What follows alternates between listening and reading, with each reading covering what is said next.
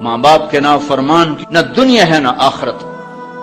ایک صحابی ہے، یا رسول اللہ میرا باپ نا میری کمائی میں سے خرچ کرتا، مجھ سے پوچھتا ہی نہیں، اور شرعاً قانوناً اگر میری کمائی میرے باپ کی جو کمائی ہے یا زمین ہے جائیداد ہے اس سے الگ میں نے اپنی محنت سے کوئی کمائی کی ہے، وہ میری ذاتی چیز ہے، قانوناً میرے باپ کو بھی پوچھنا چاہیے کہ بیٹا یہ تمہاری چیز میں لے سکتا ہوں، یہ پیسہ میں استعمال کر سکتا ہوں، قانون یہ ہے۔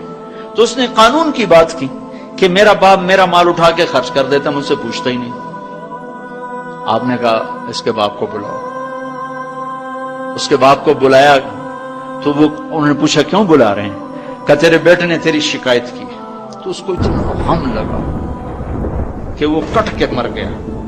اور عرب کی شاعری تو پھر پوری دنیا میں مشہور ہے، آج بھی مشہور ہے۔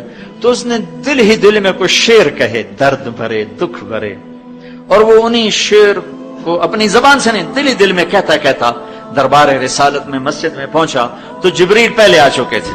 کہنے لگے یا رسول اللہ تعالیٰ فرما رہے ہیں کہ آپ اس سے کہیں کہ پہلے وہ شعر سنا جو تیری زبان سے تو ادا نہیں ہوئے تو تیرے رب نے عرشوں پہ سن لیے ہیں۔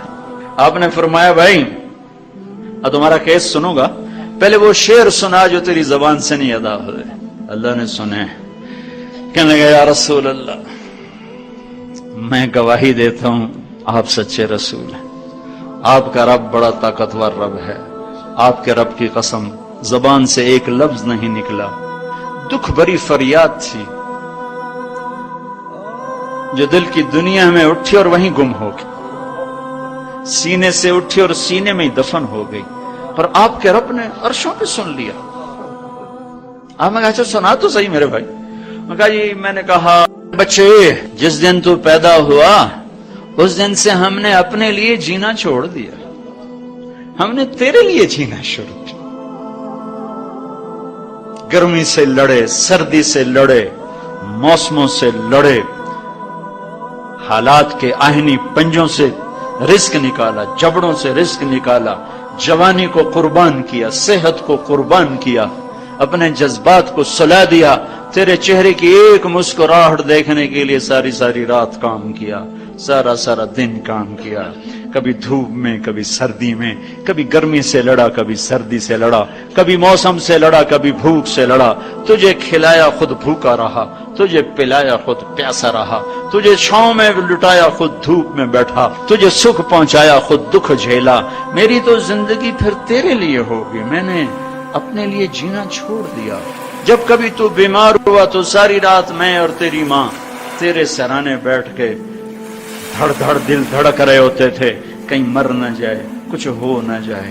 ہسپتال پہنچے، ڈاکٹر کو بلاؤ، ٹیکسی بلاؤ، گاڑی بلاؤ، رکشا بلاؤ، جلدی سے ہسپتال پہنچاؤ۔ اسی خوفناک خیالات میں ہم روتے تھے، پگھلتے تھے، ٹوٹتے تھے، بکھرتے گئے چلے گئے خشک پتے کی طرح، اور تیرے چہرے کی ایک مسکراہٹ کے لیے ساری مسکراہٹیں بھول گئے، تجھے صحت مند دیکھنے کے لیے اپنی صحت کے سودے کر دیے۔ اور اس طرح ایک دن نہیں گزرا، یہ شب و روز گزرے، دن اور رات گزرے، لیل و نہار گزرے، بہار و خزاں گزری، رت بدلی، موسم بدلے، بادل اندھیری بارش آئے اور گئے، یہاں تک کہ تو پروان چڑھتا گیا، میں ڈھلتا گیا، تجھ میں جوانی میں رنگ بھرا اور بڑھاپے نے میرے سارے رنگ نوچ لیے۔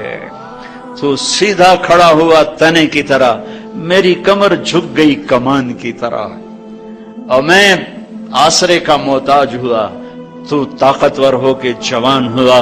پھر مجھے خیال آیا کہ میں اس کی انگلی پکڑ کے چلا، گود بٹھا کے چلا، کندھے بٹھا کے چلا، ہاتھ بٹھا کے چلا، اس کے لیے در در کی ٹھوکریں کھائیں۔ آج جب میں بوڑھا ہوا ہوں تو اب یہ میری انگلی پکڑے گا، میرا ہاتھ پکڑے گا، میں اس کی لاٹھی بنا، یہ میری لاٹھی بنے گا۔ لیکن ایک دم میرے بیٹے تیری آنکھیں ماتھے پہ چڑھ گئیں، تیرے تیور بدل گئے، تو مجھے یوں دیکھنے لگا جیسے میں تیرا باپ نہیں، میں تیرا نوکر ہوں۔ تو میں نے اپنی زندگی کو جھٹلا دیا اور میں نے کہا میں خواب دیکھ رہا تھا کہ میں باپ ہوں۔ نہیں، میں باپ نہیں، میں نوکر ہی ہوں، میں پڑوسی ہوں تو اچھا میرے دوست، اگر میں پڑوسی ہوں تو پڑوسی کو بھی تو لوگ پوچھ ہی لیتے ہیں، کبھی مجھے پوچھ ہی لیتا کہ بھائی کسی چیز کی ضرورت تو نہیں، کچھ چاہیے تو نہیں۔ یہ اتنے درد بھرے اشعار ہیں کہ میرے تو اتنی فصاحت نہیں کہ میں اس کا ترجمہ کر سکتا، لیکن یہ وہ اشعار تھے کہ میرے نبی زار و قطار روتے اور آپ ٹوٹ پڑے اور آپ کی داڑھی آنسوں سے تر ہو گئی اور آپ نے اس کو گریبان سے پکڑا اور یوں جھٹکا دے کر اٹھ جا، دفع ہو جا، انت و مالک لابیک، تو باپ کے خلاف مقدمے کرتا ہے، نکل جا، تو اور تیرا سب کچھ تیرے باپ کا ہے۔